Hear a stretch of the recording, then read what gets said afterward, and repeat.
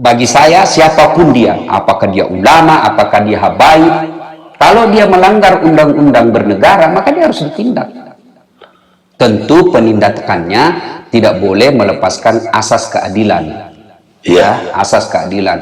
Saya secara pribadi, ya, ketika Habib Rizik diikat tangannya, ya itu tidak enak juga saya rasa, kok kayak kita maling ayam, bagaimanapun beliau ulama. Ya, sementara kita melihat juga ada koruptor yang dikawal, malah diangkatkan kopernya. Hal-hal seperti ini yang bisa membuat orang merasa ada ketidakadilan. Dan menurut pendapat saya, Pak Karni, negara bisa rusuh bukan karena diambil hak-hak warga negara. Kan orang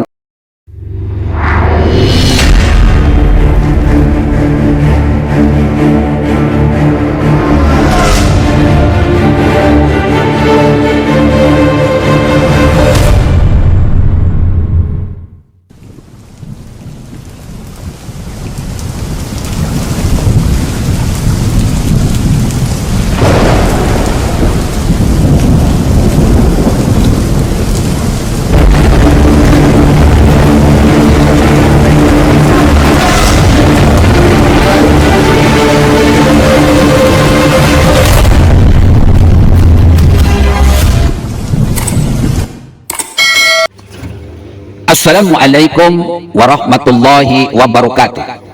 Ibu bapak hadirin pemuda-pemudi sebangsa setanah air dimanapun kalian berada, yang membedakan antara ustadz yang pro NKRI dengan yang pro khilafah itu gampang.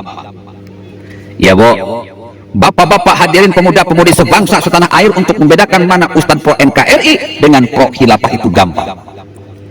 Kalau ustadz kiai ajengan habaib yang pro NKRI, biasanya semakin tenar, semakin dekat dengan pemerintah, karena misi pemerintah ini sudah jelas, misi pemerintah ini sudah nampak. Dia berjuang benar demi kebenaran, berjuang adil demi keadilan. Sementara ustadz yang anti NKRI atau pro khilafah biasanya semakin tenar, semakin menjauhi pemerintah dan pro kepada Rizik Syihab. Ya, seperti Daas Latif ini, pelan tapi pasti mulai buka topengnya. Dia begitu terlihat dalam video tersebut, dalam meme tersebut, yang sengaja saya tampilkan tidak dalam bentuk video dikarenakan masalah hak cipta, bahwa Ustadz Daas Latif ini pro khilafah. Sangat ironi dan sangat menyedihkan, topengnya sudah terbuka, wajah aslinya sudah terbuka, niat aslinya sudah terbuka. Kalau sudah gini, ya terserah Indonesia. Apakah mau mengikuti ustadz yang pro NKRI atau ustadz yang pro khilafah? Memang orang-orang atau ustadz-ustadz pro khilafah ini lebih menarik, banyak humor, banyak guyon, cukup inovatif. Tapi ingat Mas Bro, mereka akan menjadikan budak-budak spiritual. Mereka akan menjadikan kalian semua sebagai budak-budak spiritual, dimana semuanya itu pelan tapi pasti akan dimanfaatkan oleh mereka untuk kepentingan politik. Dalam video tersebut dikatakan dengan jelas bahwa Ustadz Daas Latif tidak begitu senang ketika Habib Rizik diikat tangannya. Katanya ini seorang ulama, seharusnya tidak boleh diperlakukan seperti itu, diperlakukan seperti maling ayam. Sementara para koruptor malah tidak diikat, malah tampil beda, malah dibawakan kopernya.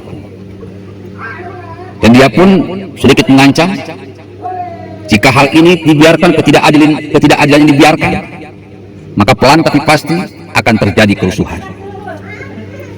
Ibu bapak hadirin pemuda-pemudi sebangsa setanah air, tidak pantas seorang ulama mengancam kepada pemerintah jika tidak mampu berlaku adil.